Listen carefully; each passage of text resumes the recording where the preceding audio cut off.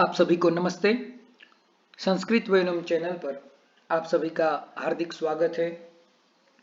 तंत्र युक्ति की इस श्रृंखला में हमने पूर्वोक्त अध्याय में पूर्वोक्त वीडियो में अध्ययन किया था तंत्र युक्ति की निरुक्ति क्या है, तंत्र युक्ति पढ़ने से हमें क्या लाभ है, तंत्र युक्ति क्यों पढ़नी चाहिए और तंत्र युक्ति पढ़ने से शास्त्र में हमारी किस प्रकार से अबाधित गति होती है, इसके बारे में जाना था। और विभिन्न आचार्यों के मतानुसार कितनी तंत्र युक्तियां है, इसके बारे में भी हमने पूर्वोक्त वीडियो में चर्चा की थी, जिसमें चरक के अनुसार 36 तंत्र युक्तियां है, सुश्रुत के अनुसार 32 तंत्र युक्तियां है और कौटिल्य चाणक्य के अनुसार अर्थशास्त्र में 32 तंत्र युक्तियां है, जिसमें से 30 तंत्र युक्तियां सभी में समान है, बाकी की विभिन्न आचार्यों ने विभिन्न अर्थ में परिगृहित की हुई है। तो इस वीडियो के माध्यम से अब हम तंत्र युक्तियां जो है वह प्रत्येक तंत्र युक्ति का लक्षण उदाहरण को हम अधिगत करेंगे, पढ़ेंगे, समझेंगे और एक एक तंत्र युक्ति को हम डिटेल देखेंगे। आप भी यह तंत्र युक्ति पढ़कर आपको इसी तंत्र युक्ति के बारे में कोई भी लौकिक उदाहरण हो या वैदिक उदाहरण हो या शास्त्रीय उदाहरण एग्जाम्पल आपको यदि याद आता है तो अवश्य कमेंट बॉक्स में उस तंत्र युक्ति को लिखकर आप बता सकते हैं और फिर हम भी उस पर डिस्कस कर सकते हैं कि क्या वास्तव में यही तंत्र युक्ति में यह लक्षण, यह उदाहरण समाविष्ट होगा या नहीं होगा। तो चलिए, सबसे पहली तंत्र युक्ति जो है वह है अधिकरण नाम की तंत्र युक्ति। अधिकरण जो शब्द है संस्कृत साहित्य में, उसके काफी सारे अर्थ है और शास्त्र दृष्टि से भी काफी अर्थ होते हैं। जैसे व्याकरण में हम चले जाए तो व्याकरण में अधिकरण जो है वह सप्तमी विभक्ति के अर्थ में, कारक के अर्थ में प्रयुक्त होता है और अधिकरण का एक अर्थ जो है वह आश्रय भी होता है।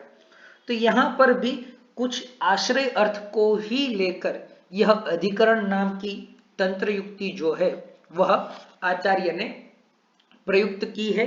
यम अर्थम अधिकृत्य उच्यते तद अधिकरणम, यानी जिस अर्थ को लक्ष्य करके जो बात की जा रही है उसको हम क्या कहेंगे, अधिकरण कहेंगे। यानी जो टॉपिक, जो चर्चा का विषय है, उसकी विषय को लेकर जो चर्चा होती है या उसके बारे में कुछ लिखा गया है या इसके बारे में शिष्य को प्रबोधित किया गया है, तो उसे ही क्या कहते हैं, अधिकरण कहते हैं। अधिकरण के जो लक्षण है वह तीनों आचार्यों के ग्रंथों में या टीका ग्रंथों में समान ही मिलते हैं। यम अर्थम अधिकृत्य उच्यते तद अधिकरणम। पाणिनि ने भी अपनी सूत्राष्टाध्यायी में एक सूत्र बताया है, अधिकृत्य कृते ग्रंथे, यानी अधिकृत्य जिसको लक्षित करके जो कुछ भी लिखा जाए उसको अधिकरण कहते हैं। जैसे किरातार्जुनीयम है, तो किरातार्जुनीयम नाम के महाकाव्य में क्या है, किरात और यानी किरात वेशधारी भगवान शिव और अर्जुन की कथा है, तो उसको लक्षित करके पूरा महाकाव्य भारवी ने लिखा है। तो इसीलिए वहां पर विग्रह क्या हुआ, किरातश्च अर्जुनश्च किरातार्जुनो तम अधिकृत्य कृतम काव्यम किरातार्जुनीयम। तो इस प्रकार अधिकृत्य कृत्य ग्रंथे से 6 प्रत्यय करके किरातार्जुनीयम बना है। तो उसका अधिकरण क्या है, किरातार्जुन, किरात और अर्जुन को उपलक्ष्य करके बताया गया है। उसी प्रकार से हमारे संहिता में भी प्रत्येक जो अध्याय है, अधिकतर अध्यायों में ऐसा ही उदाहरण मिलता है, उदाहरण मिलते हैं। जैसे वात कला कलीयम, तो वात कला को अधिकृत करके जो अध्याय लिखा गया है उसको कहेंगे वात कला कलीयम, वात कला कलम अधिकृत्य कृतम अध्यायम वात कला कलीयम। तो यानी अधिकरण यानी विषय, जिस विषय को लक्षित करके जो चीज लिखी जाए, जहां पर लिखी जाए, उसी को क्या कहेंगे? अधिकरण। जैसे यथा विघ्न भूता यदा रोगा इत्यादि। तो संहिता की शुरुआत जब होती है तो वहां पर अत्र रोगादिकम अधिकृत्य आयुर्वेदः महर्षिभिः कृत इति रोगाः इति अधिकरणम। तो सबसे पहले आयुर्वेद की रचना क्यों हुई?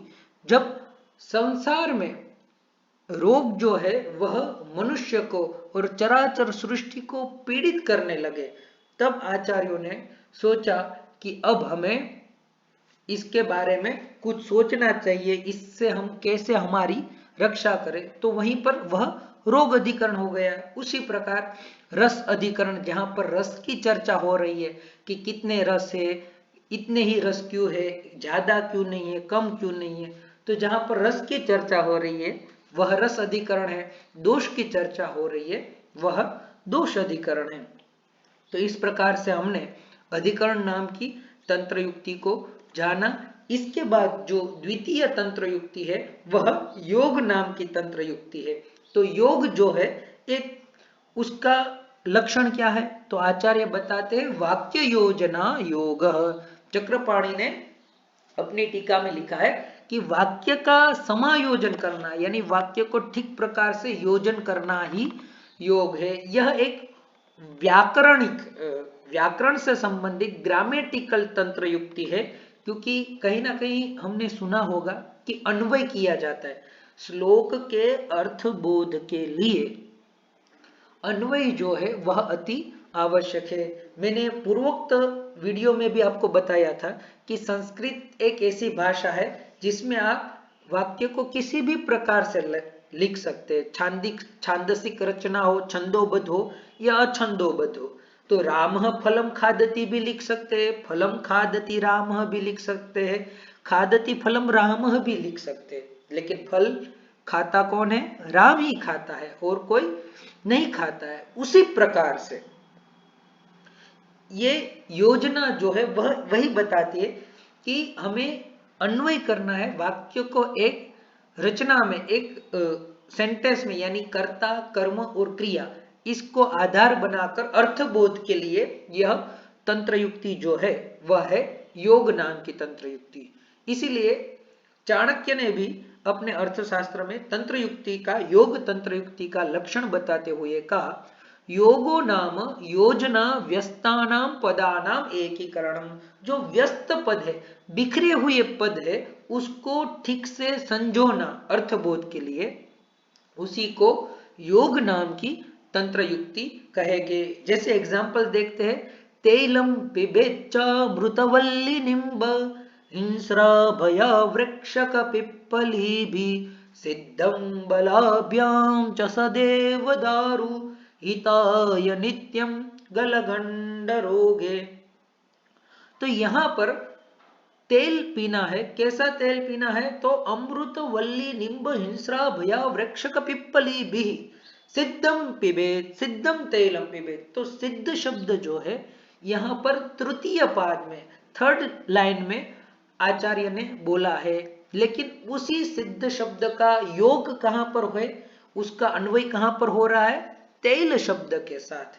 इसलिए उसको ठीक प्रकार से योग करना कि कौन सा शब्द का अन्वय कहां पर हो रहा है, विशेषण विशेष्य भाव कहां पर सिद्ध हो रहा है, क्रिया के साथ इस शब्द का समन्वय है या फिर शब्द के साथ, कर्म के साथ, यह सारी चीजों को एक, यानी व्यस्त पदों को एकीकरण करना, अन्वित करना, उसी को क्या कहते हैं? योग कहते हैं। मम्मटाचार्य ने भी काव्य प्रकाश में इसीलिए दो वाद बताए, अभिहितान्वयवाद और अन्विताभिधानवाद। उसके बारे में हम अभी आगे चर्चा करेंगे। तो ऐसे ही दूसरा उदाहरण है प्रतिज्ञा हेतु धारणोपनय निगमनादि। तो यहाँ पर प्रत्येक वाक्य भिन्न भिन्न है, ठीक है, अनुमान प्रमाण के आधार पर है, पंचवाक्य जिसे हम कहते हैं।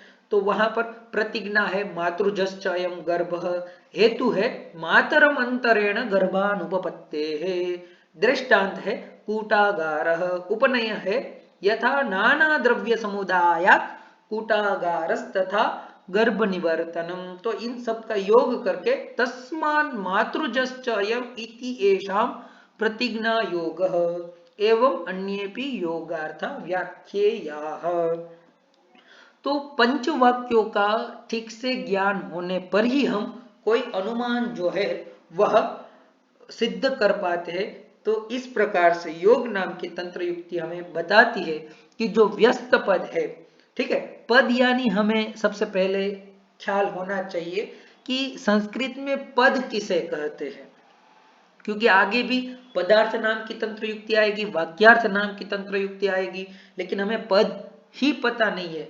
तो पद यानी सिर्फ शब्द नहीं है, पद यानी सुप्तिगंतम पदम, ऐसा आचार्य पाणिनि ने हमें कहा है कि जहां पर सुप अंत में हो, सु औ जस अम ओट सस टाभ्याम भिस गेभ्याम व्यस गस ओस आम गी ओ सुप, यह जो 21 प्रत्यय से कोई भी शब्द निर्माण होता है, प्रकृति से यह प्रत्यय जुड़ने पर रामः, रामो, रामः इत्यादि शब्द जो है वह निर्मित होते हैं। जैसे राम धनसु यह बनने पर रामः ऐसा शब्द बनता है, राम धन ओ, रामो यानी प्रथम विभक्ति द्विवचन बनता है। उसी प्रकार राम धन जस, तो रामः यह पद होगा। सिर्फ आप राम लिखेंगे तो यह पद नहीं होगा, यह प्रातिपदिक होगा।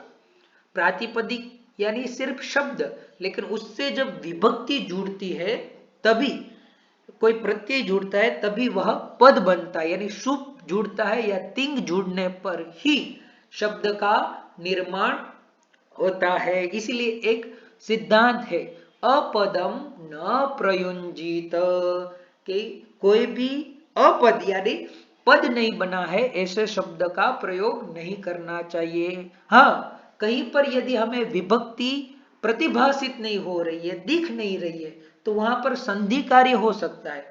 तो वह संधि कार्य के लिए हम ऐसा नहीं कहेंगे कि वहां पर पद नहीं है। जैसे हम गीता जी पढ़ते हैं या कुछ पढ़ते हैं तो अर्जुन उवाच, आत्रेय उवाच, तो यहाँ आत्रेय यह ऐसा ही लिखा हुआ है, यानी यह के पीछे विसर्ग है, 2 डॉट्स है, लेकिन वहां पर विसर्ग संधि के नियमानुसार वहां विसर्ग का लोप हो चुका है।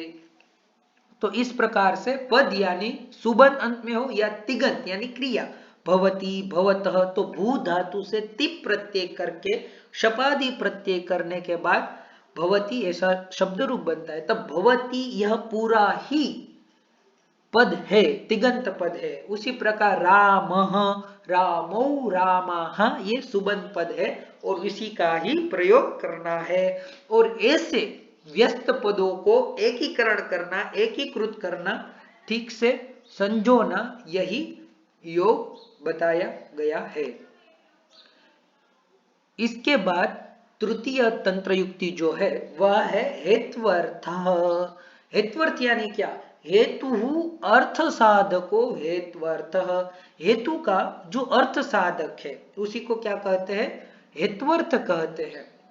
यद अन्यद उक्तम अन्यार्थ साधकम भवति स हेत्वर्थः, या फिर जो अन्य स्थान पर कहा गया हो वह अन्य या अन्य अर्थ के लिए कहा गया हो और अन्य का भी साधन करे, सिद्ध करे, तो उसको हेत्वर्थ कहेंगे। सुश्रुत ने भी बताया, चरक ने भी बताया, अब चाणक्य भी कहते हैं हेत्वर्थो नाम यद अन्यत्र अभिहितम अन्यत्र उपपद्यते।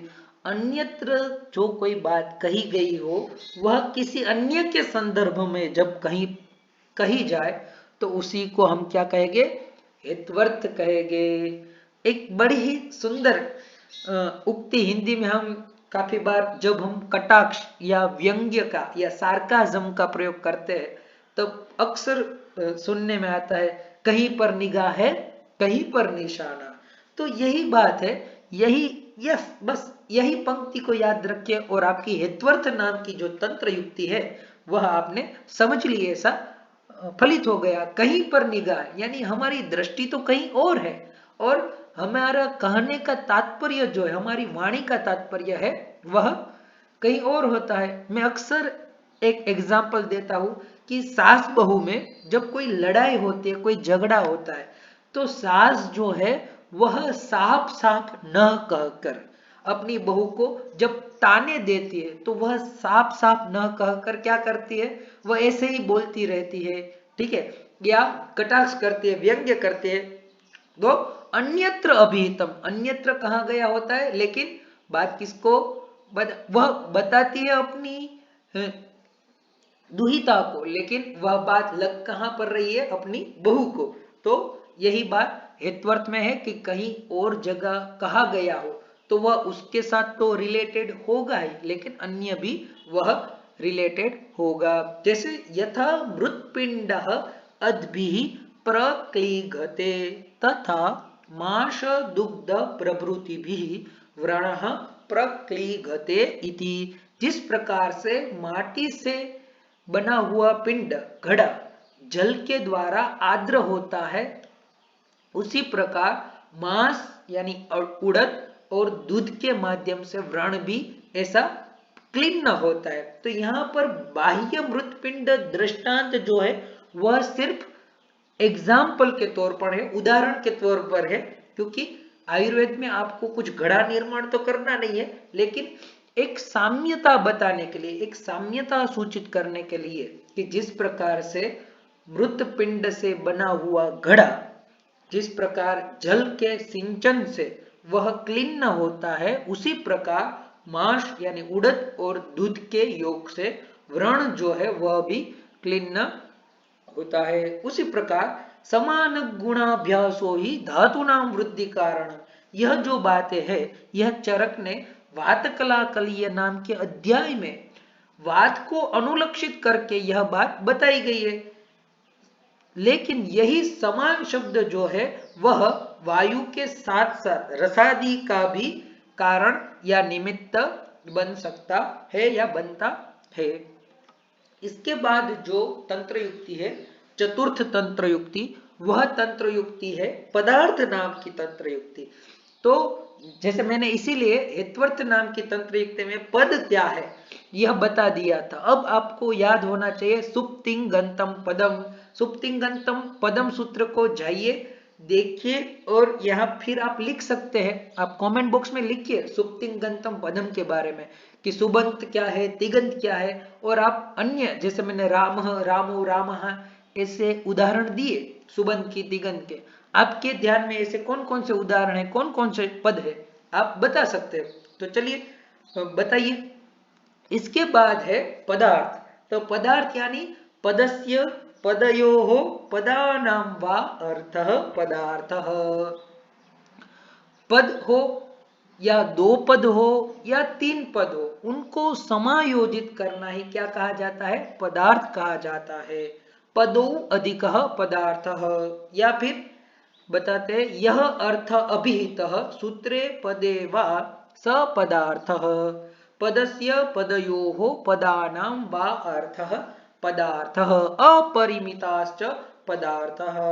तो पदार्थ जो है यानी जो शब्द है, जो पद है सुबंत या तिगंत वाला, उसका जो अर्थ प्रतिभाषित होता है, जो फलित अर्थ है, यानी उस शब्द का तात्पर्य जो है उसी को हम क्या कहते हैं, पदार्थ कहते हैं। इसी पदार्थ को ध्यान में रखकर, जैसे द्रव्य शब्द है तो द्रव्यम यह पद हुआ, तो द्रव्यम पद कहने से हमें क्या क्या ज्ञान होता है, तो खादयः चेतना षष्ठाः उच्यन्ते।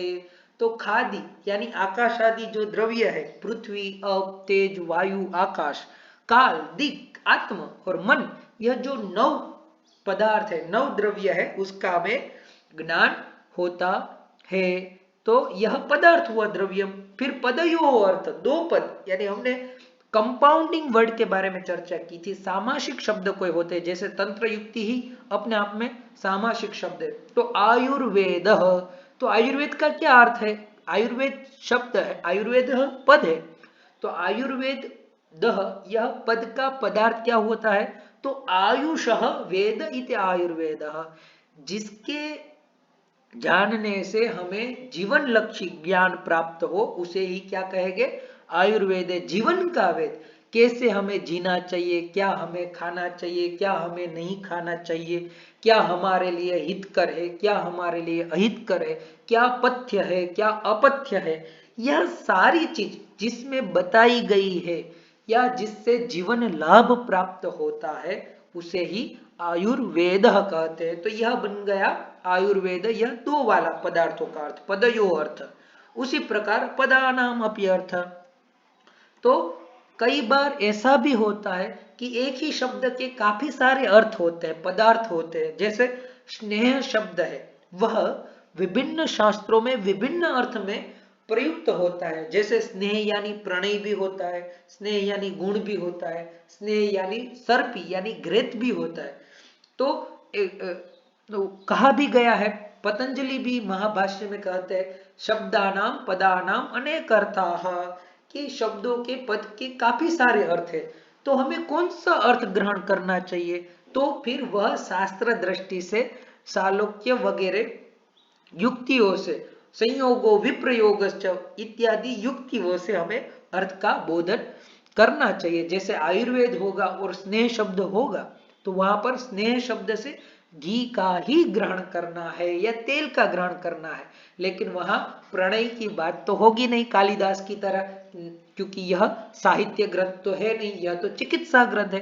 तो इस प्रकार से पदार्थों का हमें ज्ञान करना चाहिए।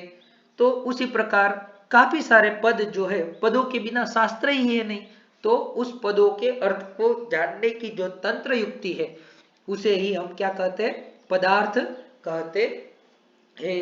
इसके बाद जो है वह है प्रदेश नाम की तंत्र युक्ति, यानी वक्तव्येन साधनम प्रदेश या प्रकृतस्य अतिक्रांतेन साधनम प्रदेश, यानी प्रकृत यानी कि प्रस्तुत, जो प्रस्तुत है वहां पर तो निर्दिष्ट कहा जाता है, कहा गया है, लेकिन यह चीज जिसको कही गई है उसके साथ साथ दूसरे में भी कहाँ हम अप्लाई कर सकते हैं, कहाँ हम समायोजन कर सकते हैं, उसकी जहां बात हो उसे ही क्या कहेंगे? प्रदेश कहेंगे। जैसे देवदत्तस्य अनेन शल्यम उद्धृतम, तो यह प्रकृत चीज है कि देवदत्त की जो चिकित्सा है, देवदत्त का रोग जो है यह इसी ने दूर किया था। तो उसी प्रकार अब अतिक्रांत का हुआ, यज्ञदत्तस्य अपि अयम उद्धरिष्यति, यज्ञदत्त का भी शल्य जो है, रोग जो है, यह यही दूर करेंगे। तो देवदत्त हुआ प्रकृत और यज्ञदत्त हुआ प्रस्तुत, अतिक्रांत। तो इस प्रकार से यह हुआ प्रदेश नाम की तंत्र युक्ति की देवदत्त का शल्य इसने उद्धृत किया था, निकाला था, तो यज्ञदत्त का भी यही निकाले। ये अत्यंत सरल तंत्र युक्ति है, इसलिए ज्यादा इस पर समय न लेते हुए चलिए छठी तंत्र युक्ति पर आगे बढ़ते हैं, जो है उद्देश्य नाम की तंत्र युक्ति। तो उद्देश्य यानी क्या? उद्देश्य यानी संक्षेपाभिधानम, संक्षेप में जब बात कहनी होती है आचार्य को, तब वह उद्देश्य नाम की तंत्र युक्ति कहते हैं। चाणक्य ने भी उद्देश्य का लक्षण प्रस्तुत करते हुए कहा समास वाक्यम उद्देश्य, और सुश्रुत ने भी समास वचनम उद्देश्य, ऐसा तंत्र युक्ति उद्देश्य नाम की तंत्र युक्ति का लक्षण दिया है। यानी जब हम संक्षेप कथन करते हैं उसी को क्या कहते हैं? उद्देश्य कहते हैं। न्याय में भी बताया गया है, नाम मात्रेण वस्तु संकीर्तनम उद्देश्य, यानी नाम मात्र से, सिर्फ नाम लेने से वस्तु का परिगणन किया जाए उसे को ही क्या कहते हैं? उद्देश्य। जैसे सबसे पहले बता दिया, द्रव्य, गुण, कर्म, सामान्य, विशेष, समवाय, अभाव, यह 7 पदार्थ है न्याय की दृष्टि से। फिर उसमें आगे बताते द्रव्य कितने हैं, तो पृथ्वी, अप, तेज, वायु, आकाश, काल, दिक्, आत्मा, मनाउसी, यह 9 द्रव्य है। उसी प्रकार गुण के परिगणन कर दिए। फिर आगे चल के बताए गए तत्र गंधवती पृथ्वी सा द्विविधा, तो वो यह विस्तार हो गया, यह उद्देश्य नहीं, लेकिन सिर्फ नाम मात्र से परिगणन करना या संक्षिप्त में बताना उसे ही कहते हैं उद्देश्य। समास वचन को ही उद्देश्य कहा गया है। आजकल हम देखते हैं एक्रोनियम की प्रथा है अंग्रेजी वगैरह में, तो वह एक्रोनियम रखे जाते हैं या शॉर्ट फॉर्म रखे जाता है। जैसे एसएमएस, तो एसएमएस क्या है? शॉर्ट मैसेजिंग सर्विस, तो उसी का ही हमने उद्देश्य वाक्य बना दिया एसएमएस। उसी प्रकार से ऑटोमेटेड टेलर मशीन, यह विस्तार से कहा गया है, इसी का हमने उद्देश्य बना दिया एटीएम। तो यह सारे आधुनिक उदाहरण हैं। तो यही एक्रोनियम वाली जो व्यवस्था है वह हमारे आचार्यों ने हजारों साल पहले उन्होंने इसे तंत्र युक्ति में उद्देश्य के नाम के प्रस्थापित कर दिया है ना। इंटरेस्टिंग है ना, शास्त्र इसीलिए इंटरेस्टिंग है कि आज जो है उसी चीज का जो हम शास्त्रों में पढ़ रहे हैं उसका स्वरूप जो है वह विभिन्न स्वरूप से वह आ रहा है, जिसे हम आज एक्रोनियम कहते हैं, उसे ही आचार्य जो है वह उद्देश्य कहते हैं। तो यथा हेतुलिंगौषध ज्ञानम, यदि इसका उदाहरण देखें तो सबसे पहले आचार्य ने त्रिस्कंध आयुर्वेद कहकर हमें हेतु, लिंग और औषध, यह त्रिस्कंध आयुर्वेद संक्षिप्त में बता दिया उद्देश्य में। फिर इसी त्रिस्कंध का पूरा विस्तार करके हमारे सामने यह चीज प्रस्तुत करेंगे। उसी प्रकार यथा शल्यम, सिर्फ शल्य, तो शल्य कितने प्रकार के हैं, कैसे है, यह सारी चर्चा फिर आगे, लेकिन सिर्फ उद्देश्य यानी संक्षेप में कह दिया शल्यम, यानी संक्षेपेण वर्णनम, संक्षिप्त में अपनी बातों को रखना ही क्या कहा जाता है, उद्देश्य ऐसा कहा जाता है। तो जहां पर दो शब्दों से बात हो सकती है वहां पर हमें चार शब्द प्रयुक्त नहीं करना चाहिए, वही उद्देश्य है। इसीलिए व्याकरण में तो कहा गया है अर्धमात्रा लाघवेन पुत्रोत्सव मन्यन्ते वैयाकरण, कि यदि अर्धमात्रा का भी लाघव हो जाए शास्त्र में तो संतानोत्पत्ति के समान वैयाकरणी और शास्त्रकार जो है वह उत्सव मनाते हैं। उसी प्रकार से उद्देश्य का अपोजिट है निर्देश। निर्देश नाम संख्येय उक्तस्य विवरणम, यानी जिसका पहले नाम मात्र से परिगणन किया था अब उसी का विस्तार से कथन करना, व्यास वाक्यम निर्देश, विस्तर वचनम निर्देश, विस्तार से बताना ही क्या है, निर्देश है। जैसा कि हमने देखा था एसएमएस जो है वह है उद्देश्य और शॉर्ट मैसेजिंग सर्विस जो है वह है निर्देश, एटीएम जो है वह है उद्देश्य, ऑटोमेटेड टेलर मशीन जो है निर्देश।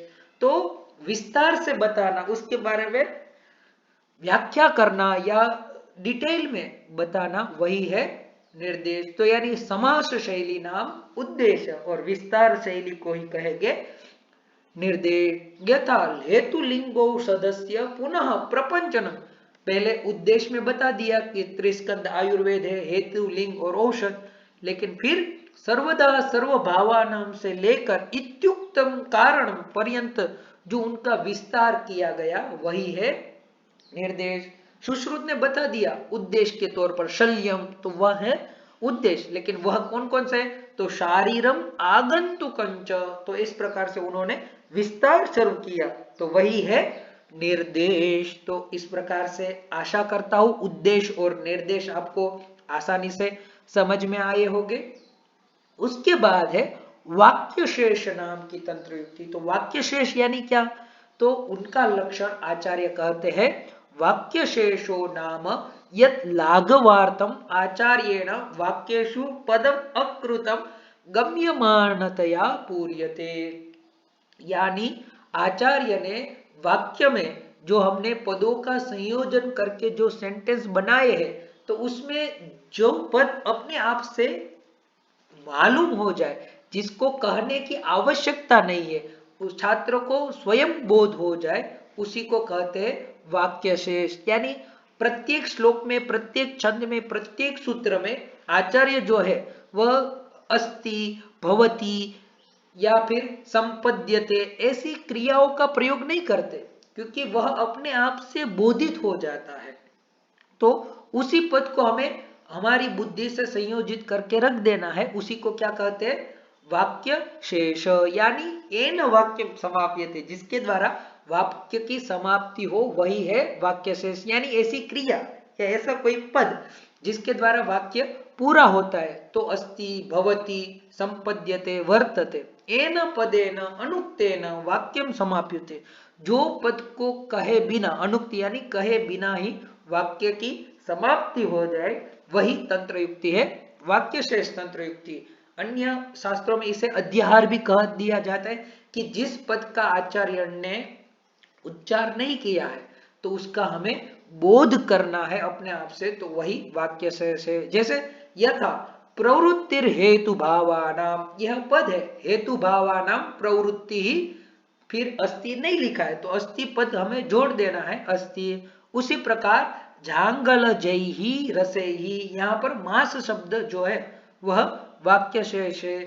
एक अन्य उदाहरण देखें तो शिरः पाणी पाद पार्श्व पृष्ठो दरो रसाम, यहाँ पर शीर पाणी पाद पार्श्व यानी शरीर के काफी सारे अंग गिनाए गए हैं, लेकिन आत्मा का उल्लेख किया ही नहीं है, पुरुष का उल्लेख किया ही नहीं है। तो शरीर जो है वह आत्मा के बिना अधूरा है, तो पुरुष जो है वह वाक्य शेष नाम की तंत्र युक्ति से ही उनका परिगणन हो जाता है, क्योंकि बिना आत्मा के शरीर की स्थिति ही नहीं है, सिर्फ बॉक्स ही है। ठीक है, तो उसका कुछ प्रयोजन नहीं है। तो इस प्रकार से जो पद आचार्यों के द्वारा कहा नहीं गया है उसका हमें अध्याहार करना, उसका हमें बोध कर लेना अपने आप से, वही वाक्य शेष नाम की तंत्र युक्ति है। इसके बाद जो है वह प्रयोजन नाम की तंत्र युक्ति है। कोई भी शास्त्रकार शास्त्र की रचना करता है तो उसके पीछे एक उदात्त प्रयोजन रहता है, एक उदात्त हेतु रहता है। जिस प्रकार से आयुर्वेद शास्त्र है तो वह उसके पीछे कौन सा उदात्त हेतु है कि समग्र सृष्टि जो है वह निरामय रहे, या धातु साम्य क्रिया चोक्ता तंत्रस्य अस्य प्रयोजन। इस तंत्र का प्रयोजन क्या है, इस आयुर्वेद का प्रयोजन क्या है, तो सभी जो धातु विषमता को प्राप्त हुई है तो उसको साम्य करना, या फिर स्वस्थस्य स्वास्थ्य रक्षणम आतुरस्य विकार प्रशमनम, स्वस्थ व्यक्ति के स्वास्थ्य की रक्षा करना और आतुर व्यक्ति के रोगों का प्रशमन करना, तो यही प्रयोजन है। तो यह प्रयोजन नाम की तंत्र युक्ति हुई। ऐसे तो यह प्रयोजन जो तंत्र युक्ति है वह अनुबंध चतुष्टय में यानी आरंभ में ही समाविष्ट हो जाती है, जिसमें अधिकारी कौन है, इस ग्रंथ का विषय क्या है, संबंध क्या है, प्रयोजन। लेकिन फिर भी आचार्य ने अनुबंध चतुष्टय के साथ साथ शिष्य बोध के लिए इस प्रयोजन को तंत्र युक्ति में भी समाविष्ट कर दिया है। इसके बाद है उपदेश नाम की तंत्र युक्ति।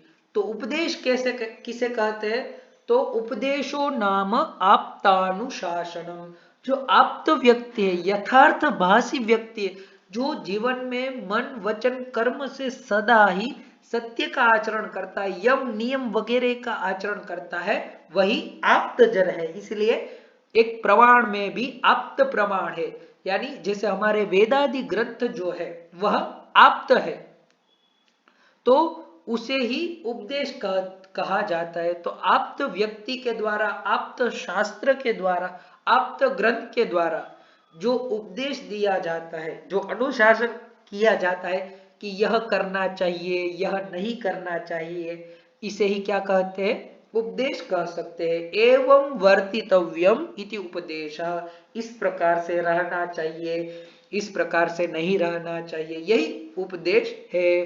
जैसे गुरु की निंदा नहीं करनी चाहिए, सत्यम ब्रूयात, सत्य बोलना चाहिए। ठीक है, तो जितना भी सद्वृत्त है वह संपूर्ण सद्वृत्त इसी में ही समाविष्ट हो जाता है। यथा उदाहरण और देखें तो स्नेहम अग्रे प्रयुंजीत ततः स्वेदम अनंतरम, तो स्नेह का आगे प्रयोग करना चाहिए, उसके बाद स्वेदन कर्म करना चाहिए। या फिर तथा न जागृयात रात्रो दिवा स्वप्नम च वर्जयेत, रात्रि जागरण नहीं करना चाहिए, रात्रि को समय सर सो जाना चाहिए, ब्रह्म मुहूर्त में उठना चाहिए, ब्रह्मे मुहूर्ते उत्तिष्ठे, दिवा स्वप्न नहीं करना चाहिए। तो यह सारे उद्देश्य जो हमें आचार्यों के द्वारा प्राप्त हुए और आचार्य अपने आप में आप्त है, तो उसकी बातों को सुनना, समझना और आचरण करना ही उपदेश है।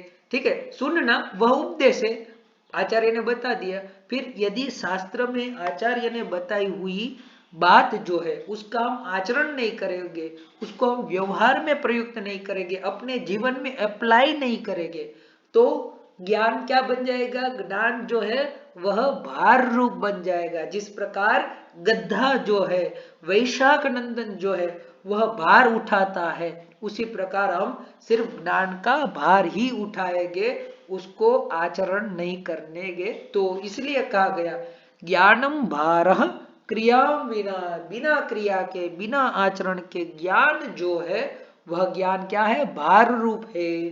तो ज्ञान भार रूप न बने तो ब्रह्म मुहूर्त में उठने के लिए प्रयास करना चाहिए। यदि ब्रह्म मुहूर्त में नहीं उठ सकते तो कम से कम सूर्योदय से पहले आधे घंटे या पौने घंटे या 1 घंटे पहले उठ जागरण करने का हमें अभ्यास करना चाहिए। दंत धावन जो है तो उसमें टूथपेस्ट न लेकर हमें दातुन जो है नीम करंज आदि का अभ्यास करना चाहिए। यदि नींब करंज प्रतिदिन यदि सुलभ न हो तो हफ्ते में 2 दिन या 3 दिन हम ऐसा व्रत लो। अभी ऐसे व्रतों की आवश्यकता है कि हम हफ्ते में 2 दिन नींब या करंज करेंगे।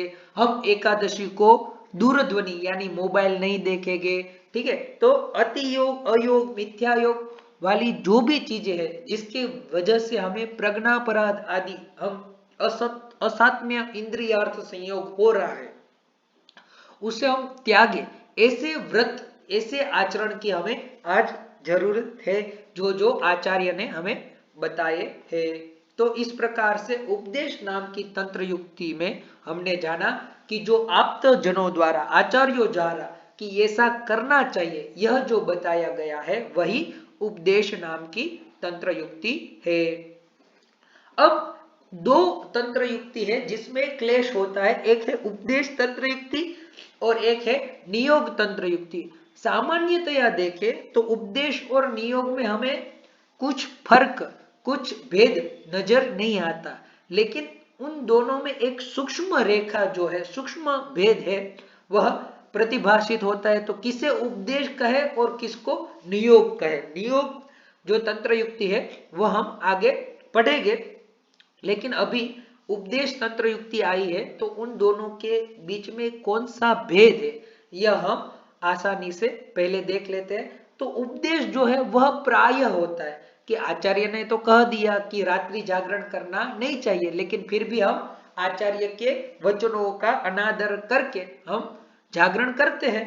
तो आचार्य के द्वारा जो उपदेश दिया गया है वह प्रायिक होता है, यानी आप आचरण करें तो भी ठीक, आचार्य की बात माने तो भी ठीक, आचार्य की बात न माने तो भी ठीक। तो यह प्राय है कि इफ आप कर सके तो करो, न कर सको तो भी कोई बात नहीं, इससे आचार्य डंडा लेकर आपको ताड़न नहीं करेंगे। जैसे रात्रो न जागृयात इति प्रायिकत्वेन उपन्यस्तव, के रात्रि को जागरण नहीं करना चाहिए, लेकिन कफादि अभिभूते तु तत्र रात्रि जागरणस्यापि सस्तत्वात् दिवान स्वापम कुर्यात् इति प्रायिकम। लेकिन कफ की जब वृद्धि हो जाती है, कफ अभिभूत होता है, तब रात्रि जागरण भी प्रशस्त है। तो दीवान स्वापम कुर्यात्, दिन को सोना नहीं चाहिए, लेकिन यदि किसी को नाइट ड्यूटी ही हो तो फिर क्या करेगा? तो यह प्रायिक सारी चीज है। उसी प्रकार से ग्रीष्मे तृष्णादि अन्वये च दिवा स्वापस्य उचितत्वात्, या फिर ग्रीष्म काल में जब धूप ज्यादा होती है तो वहां पर दिवा स्वप्न भी अपने आप में प्रशस्त है, तो उसमें कोई दिक्कत नहीं है। तो यानी उपदेश यानी प्राय, उसका आप प्राय के तौर पर आचरण करें तो भी ठीक, और आचरण नहीं कर पा रहे तो भी ठीक, लेकिन हो तो बढ़िया है। और नियोग यानी अप्रायिक, नियोग यानी करना ही है, एवकार है, वही होगा, उसमें आप इफ और डोंट का प्रयोग नहीं कर सकते। जैसे पथ्यम एव भोक्तव्यम, पथ्य चीज ही खानी चाहिए। ठीक है, पैकेट प्रोडक्ट्स हमें नहीं खाने चाहिए, होटल रेस्टोरेंट्स में हमें खाना नहीं खाना चाहिए। जो हितकारी चीजें हैं, जो हमारे स्वास्थ्य के लिए जो हमें पूर्णायु प्रदान करने में जो हमें हितकारी है, ऐसी पथ्य चीजें ही हमें भोजन करनी चाहिए। यदि पथ्य चीजों का अनुसरण नहीं करेंगे और अपथ्य भोजन आप खाएंगे तो क्या होगा, अपथ्य के भोजन खाने से तुरंत आपको अजीर्ण होगा, उदर दर्द होगा, ठीक है, उदर शूल होगा, शिरोशूल होगा, शिरशूल होगा। तो इसीलिए आचार्य बताते हैं कि नियोग यानी वही करना है, पथ्य ही भोक्ता भोजन करना है। और बताया कि ज्वरित अहितम अस्नियात, कि जो ज्वर से पीड़ित है उसको अहित चीज भी देनी चाहिए, ऐसा आचार्य ने तो बताया है। तो फिर आप कैसे कह सकते हैं कि पथ्य ही भोजन करना चाहिए? वहां तो अपथ्य भोजन में भी ज्वरित व्यक्ति की, ज्वर से युक्त व्यक्ति को देने का बात कही गई है, तो वहां तो अपथ्य की बात की है। तो वहां बताते हैं कि वहां पर ज्वरित व्यक्ति के लिए अपथ्य जो भोजन है वह भी क्या है, पथ्य है। इसीलिए पथ्यम एवं भोक्तव्यम, वहां पर कोई व्यभिचार बात में कुछ विरोधी आभास नहीं है। तो इस प्रकार उपदेश यानी प्रायः और नियोग यानी अप्राय अवश्य करना है, उसे को ही हम नियोग कहेंगे। उसके बाद है 11वीं नाम की तंत्र युक्ति अपदेश।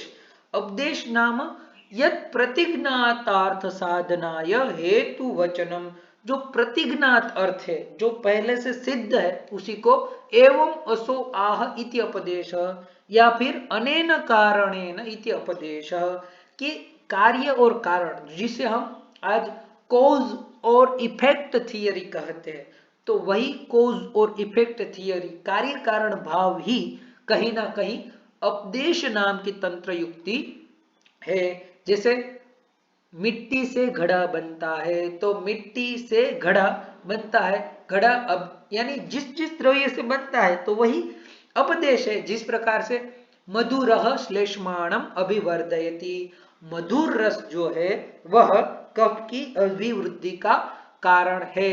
तो मधुर कारण है और कफ अभिवृद्धि कार्य है। तो यही हेतु कथन कि कफ की अभिवृद्धि में मधुर कारण है, इसी हेतु कथन को क्या कहेंगे, कार्य कारण कथन को क्या कहेंगे, उपदेश कहेंगे।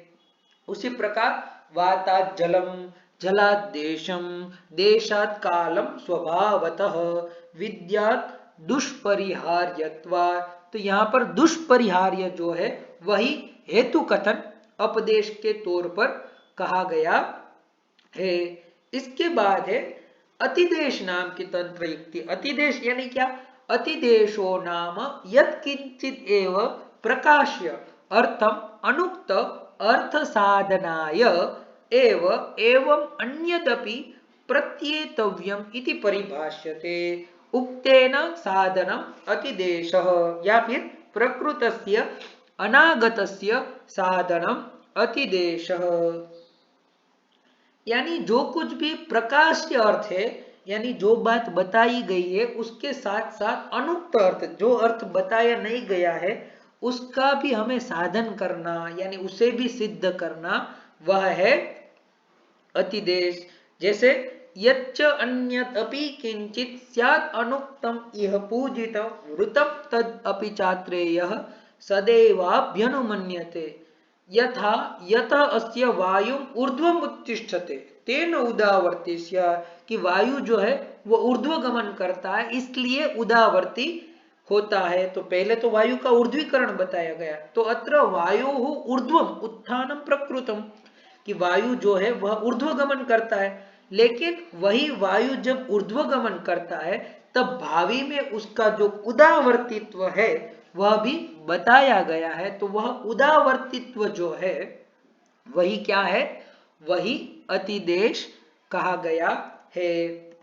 इसके बाद जो है अर्थापत्ति नाम की तंत्र युक्ति बताई गई है। ऐसे तो यह अर्थापत्ति नाम की जो तंत्र युक्ति है वह अपने आप में षड्विध प्रमाणों में कई आचार्यों ने इसे मीमांसा इत्यादि दर्शनों में परिगणित की हुई है। जैसे प्रत्यक्ष, अनुमान, उपमान, शब्द और अर्थापत्ति प्रमाण और अभाव भी प्रमाण कहीं कहीं पर गिनाए गए हैं। तो 4 प्रमाण है, 6 प्रमाण है, 8 प्रमाण है, वैसे वैसे अलग अलग प्रमाण गिनाए गए। एक प्रसिद्ध श्लोक है, चार्वाकास्तावदेकं द्वितीयमपि पुनः बुद्ध वैशेषिको द्वौ भासर्वग्नश्च सांख्यास्त्रितयमुदयना द्याश्चतुष्कं वदन्ति।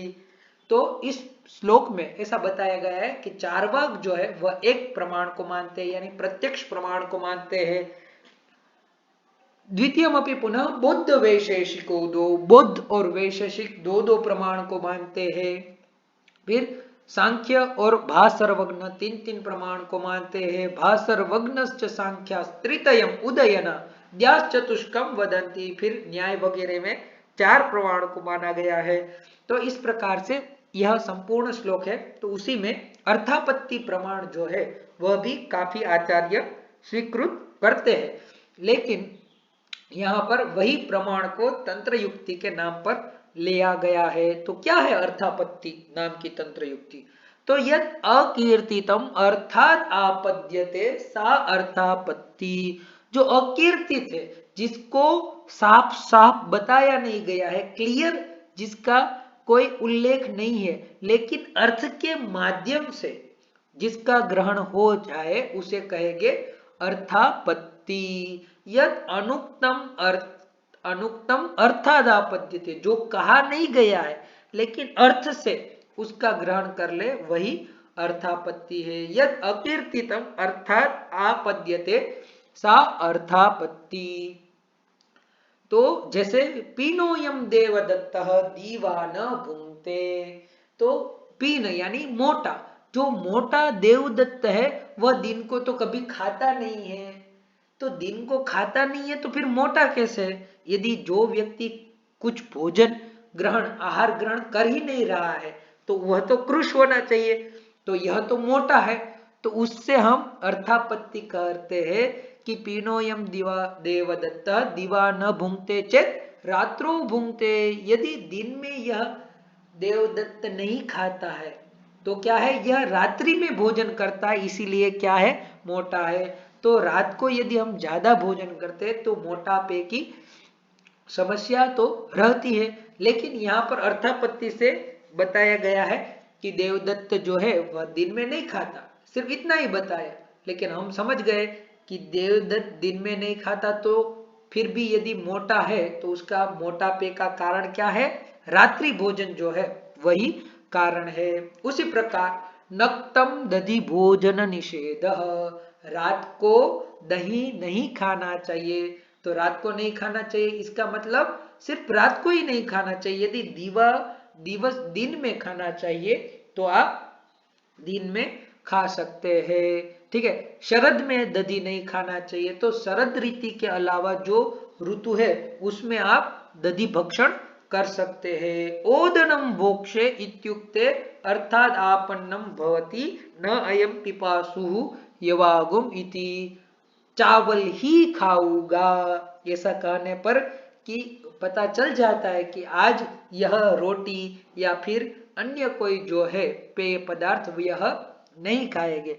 तो इस प्रकार से अर्थापत्ति प्रमाण से यह प्रतिफलित होता है कि जो अनुक्त है, जिस बात को नहीं कही गई है, उसका भी हमें अर्थ ग्रहण करना है। इसके बाद है निर्णय नाम की तंत्र युक्ति। मैंने बताया था पूर्वोक्त वीडियो में कि अर्थशास्त्र में कौटिल्य ने इसके स्थान पर उत्तर पक्ष नाम की तंत्र युक्ति जो है वह रखी है, लेकिन यहाँ पर आचार्य सुश्रुत और चरक ने तंत्र युक्ति में उत्तर पक्ष के स्थान पर निर्णय नाम की तंत्र युक्ति जो है वह प्रतिभाषित की है। तो निर्णयो नाम विचारितस्य अर्थस्य व्यवस्थापनम। विचारित जो अर्थ है उसका ही व्यवस्थापन करना, यानी पूर्व पक्षी ने कोई बात रखी है तो उस पूर्व पक्षी की बात यदि सही है तो उसे स्वीकृत की जाएगी, और यदि सही नहीं है तो उसे उसका खंडन करके उत्तर पक्ष के रूप में, निर्णय के रूप में अपनी बात जो है यह रखी जाएगी। जैसे शरीरम प्रपीड्य पश्चाद अधो गत्वा वसा मेदो मज्जानुविधम मूत्रम विसृजति वातः एवं असाध्य वात जायति। कि वातज जो रोग है वह असाध्य है। तो क्यों वातज रोग असाध्य है? तो कहा कृष्णम शरीरम निष्पीड्य मेदो मज्जा वसायुतः अधः प्रकुप्यते वायुस तेना साध्यास्तु वासजाः, कि मेद और मज्जा और वसा से युक्त होकर संपूर्ण शरीर का निष्पीडन करके वायु जो है वह अधः स्थान से प्रकुपित होता है, इसीलिए वातज जो है वह क्या है? असाध्य है। यतः शरीर पीड़ादिकम कृत्वा वसादि अन्वितम मूत्रम वातः विसृजति, अतः मज्जा क्षय, मज्जा के क्षय होने पर पूर्व पूर्व धातु क्षय से असाध्य वायु वातज रोग है। चतुष्पद भेषजत्वादि विचारम कृत्वा अभिधीयते, रोगी भिषक उपस्थाता आदि का विचार करके फिर बताया गया यद उक्तम षोडशकलम पूर्वाध्याये भेषजम तद युक्ति युक्तम अलम आरोग्याय। तो इस प्रकार से पूर्व पक्ष का जो उत्तर देना है, जो निर्णय है, उसे ही क्या कहेंगे? निर्णय नाम की तंत्र युक्ति कही गई है। तो इस प्रकार से आज हमने 14 तंत्र युक्तियों के बारे में सविस्तार से उसके लक्षण और उसके उदाहरणों के बारे में हमने जाना, और शास्त्रकार में चक्रपाणी, डल्हण वगैरह ने जो तंत्र युक्ति के बारे में जो बताया है उसे भी हमने सविस्तार से जाना, और आयुर्वेद के तंत्रों के साथ साथ हमने अर्थशास्त्र के महनीय जो तंत्र युक्ति है उसका भी हमने अध्ययन किया। आगे की जो तंत्र युक्तियां है यह इसके पश्चात जो वीडियो निर्माण होगा उसमें हम पढ़ेंगे। तो आप भी यह जो 14 तंत्र युक्तियों का हमने अध्ययन किया है तो उनका वारंवार अध्ययन कीजिए, और उस तंत्र युक्ति के रिलेटेड जो अन्य एग्जाम्पल है, अन्य उदाहरण जो है वह यदि आपको प्राप्त होते हैं तो वह उदाहरण आप कमेंट बॉक्स में आप लेसन करके, होमवर्क करके हमें बताइए। इसके बाद की तंत्र युक्तियां हम आगे के वीडियो में पढ़ेंगे। इच्छा है, ऐसा विचार है कि आपको यह वीडियो अच्छे से समझ में आया होगा। यदि कहीं पर दिक्कत हो रही है, किसी तंत्र युक्ति में आपको दिक्कत हो रही है, तो आप वीडियो के माध्यम से, कमेंट बॉक्स के माध्यम से हमें बता सकते हैं। यदि यह वीडियो पसंद आता है तो संस्कृत वयुनम चैनल को सब्सक्राइब कीजिए, इस वीडियो को लाइक कीजिए, अपने अध्ययन सहाध्यायियों के साथ इस वीडियो को प्रेषित कीजिए। अस्तु, धन्यवादः, पुनः मिलामः।